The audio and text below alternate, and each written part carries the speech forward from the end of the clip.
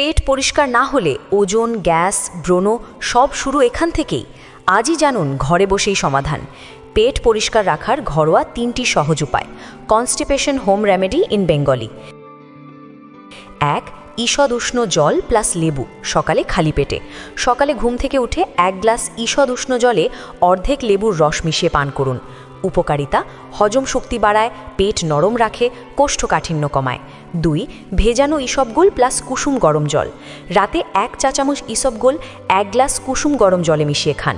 উপকারিতা: প্রাকৃতিক ফাইবার, মল পরিষ্কার করতে সাহায্য করে, গ্যাস ও ফাঁপা কমায়। 3. পাকা পেঁপে বা আমলকি সকালে বা দুপুরে 1 বাটি পাকা পেঁপে অথবা 1-2টি আমলকি। উপকারিতা: হজম এনজাইম বাড়ায়, পেটের মুভমেন্ট ঠিক রাখে, শরীর ডিটক্স করে। সতর্কতা: অতিরিক্ত চা কফি, কম জলপান, দেরিতে ঘুমানো পেট পরিষ্কারের সবচেয়ে বড় শত্রু। ভিডিও ভালো লাগলে লাইক দিন। এমন স্বাস্থ্য টিপস পেতে সাবস্ক্রাইব করুন।